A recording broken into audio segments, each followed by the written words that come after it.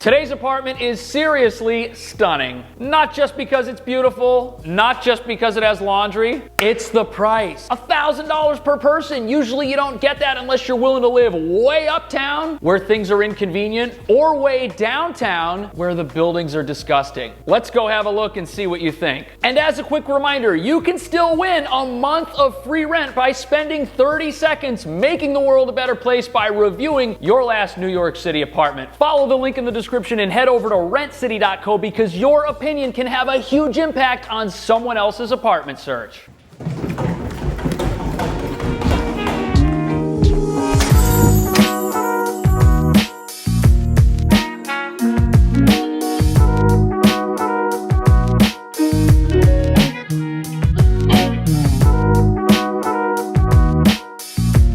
Just got off the train right here at 47th Street, and look where we are. We're at Times Square. The great thing about being over here by Times Square is you can catch a whole bunch of different subway trains, and that makes this a really convenient part of town to live in. And when the theater district here reopens, if you want to go out and see a play, that won't be too difficult at all. But what might be difficult would be joining this organization. I hear it's pretty hard to become a member here. But even though Broadway's currently closed, Restaurant Row here on 46th Street is still open at 25% capacity. But that being said, there are so many places to eat here, and the apartment's only a couple of blocks away. You're most likely going to gain weight if you rent this place. Literally every storefront here is a different restaurant with a different type of cuisine.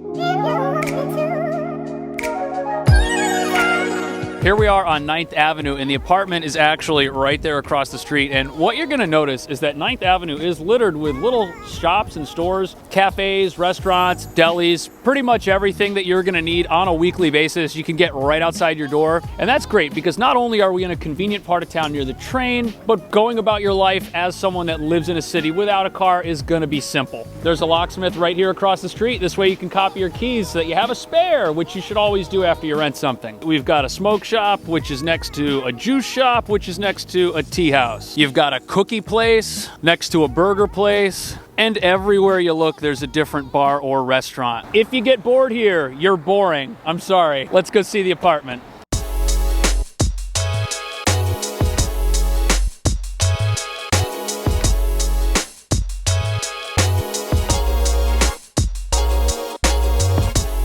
This is a really cool apartment. 2 of the bedrooms are down the hall that way, and the other 2 rooms are right here. And check this out. This room right here has a little balcony.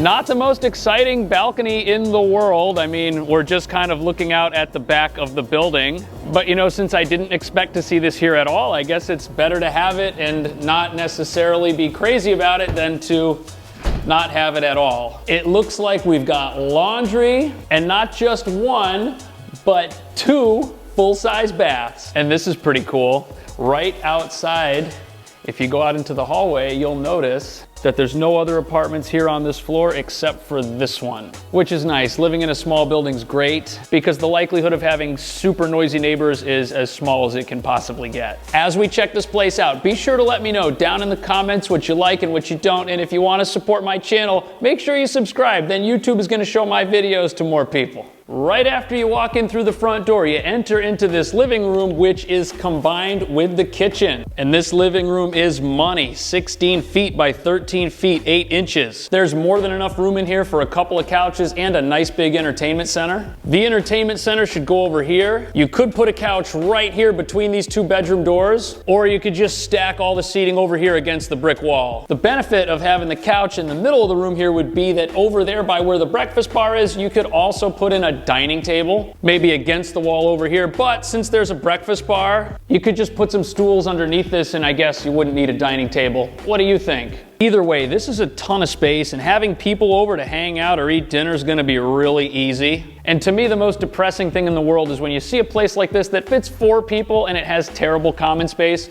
In this apartment, that is not an issue whatsoever. And what's also not an issue is a good kitchen. Just look at this.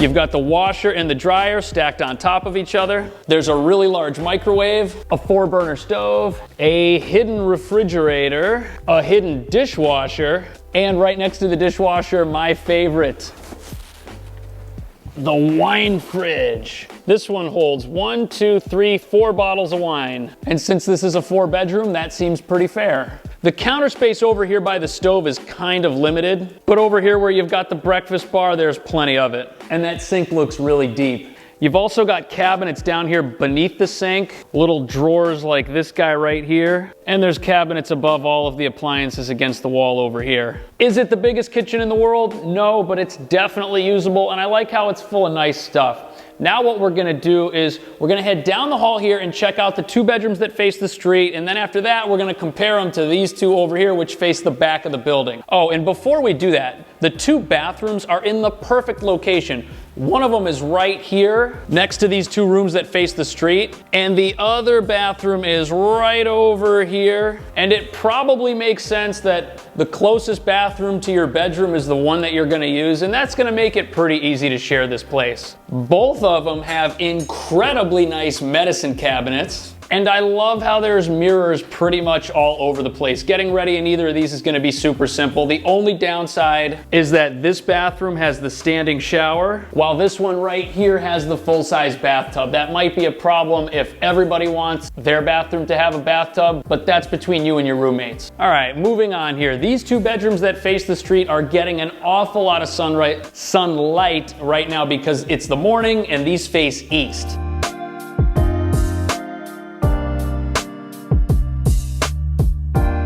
This room's 13 feet 1 inch by 6 feet 7 inches, and the room next to it's 11 feet 5 inches by 6 feet 7 inches. Not the largest rooms in the world, but again, we're at the $1,000 per person price point. And in both of these rooms, if you put your bed by the window lengthwise, you're not gonna have any issue getting in or out of the room or getting over to the closet.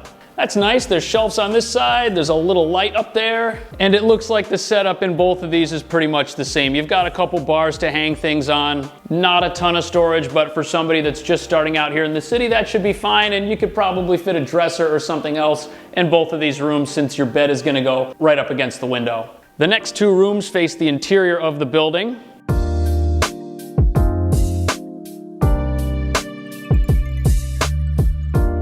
And it looks like this door is accessible, or gives access rather, to the balcony from both rooms. You know, in the wintertime, I'd be worried about a draft here, but there's a pretty good seal. And even though today's a chilly day, I don't feel any air coming out from around this door, so it seems like it closes nice and firmly. That's good. This room is 12 feet 1 inch by 6 feet 8 inches, and the room next to it's 12 feet 2 inches by 6 feet 7 inches. I'm a little divided on my opinion between these 2. This room I like a lot. You've got a nice big window, you've got the door to the balcony, and right here in the hallway you've got some closets. These look to be about what you get in the other 2 rooms that we already checked out. But this room right here, the only way you can see out is through the door that leads to the balcony. The management company did the right thing by putting the AC up here, but out of all of these rooms, this one's got the worst view. I think whoever rents this one should probably pay a little bit less rent. But the good news is that even if you do get this room, the closet that you have here, again, is the exact same thing that all the rooms have. Which one of these 4 rooms is your favorite? Leave a comment and let me know. And if you're interested in renting this apartment,